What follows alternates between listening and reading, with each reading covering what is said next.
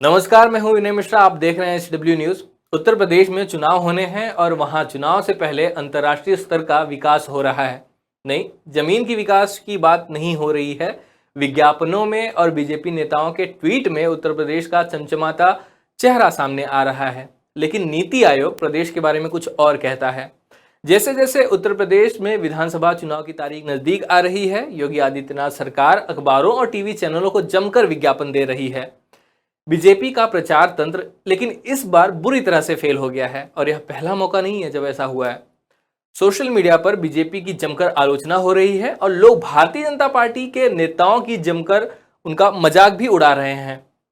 चलिए आपको बता देते हैं कि योगी आदित्यनाथ के विकास का मजाक क्यों उड़ाया जा रहा है।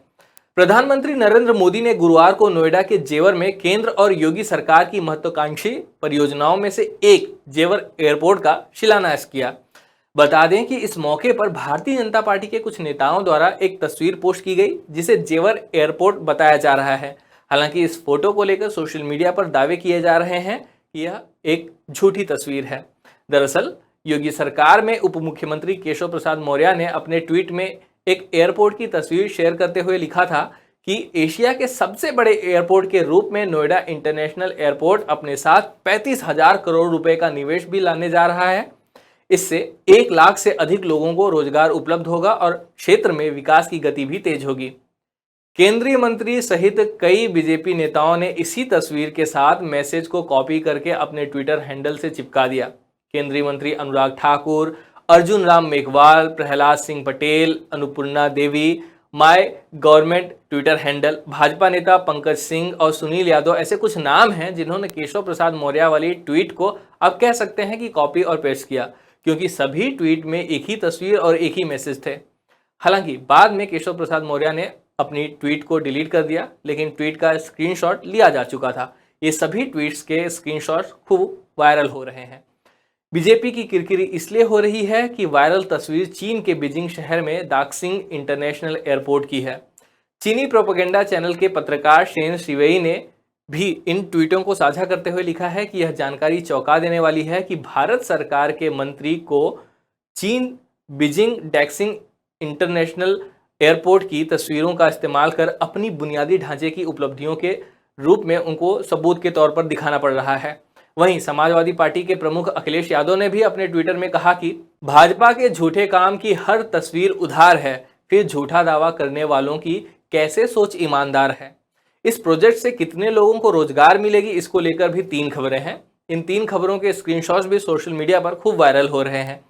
पहला स्क्रीनशॉट साल 2019 की एक रिपोर्ट का है जिसमें यह दावा किया जा रहा है कि नोएडा इंटरनेशनल एयरपोर्ट से 7 लाख लोगों को रोजगार मिलेगा। दूसरा स्क्रीनशॉट इसी महीने की 8 तारीख की एक रिपोर्ट का है जिसमें दावा है कि 5.5 लाख लोगों को एयरपोर्ट की वजह से रोजगार मिलेगा।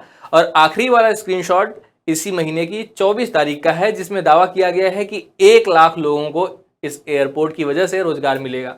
जिस गति से रोजगार मिलने की संख्या कम हुई है उससे लगता है कि एयरपोर्ट के बनने तक लोगों को रोजगार मिलने की संभावना तो न के बराबर होगी। यह मान सकते हैं कि सरकार अभी अंदाजा लगा रही होगी कि इस एयरपोर्ट से कितने लोगों को रोजगार मिल सकता है, लेकिन 7 लाख से सीधा 1 लाख पर आ जाना यह किस तरह का अंदाजा हो सकता है।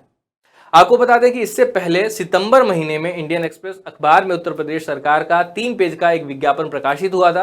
अंग्रेजी अखबार के फर्स्ट पेज के विज्ञापन में बंगाल के फ्लाईओवर और अमेरिका की फैक्ट्री को यूपी में बीजेपी के विकास मॉडल के रूप में प्रस्तुत किया गया था। सोशल मीडिया पर इसको लेकर कई यूजर्स और विपक्षी दल के नेताओं ने योगी सरकार का इसको लेकर मजाक उड़ाया।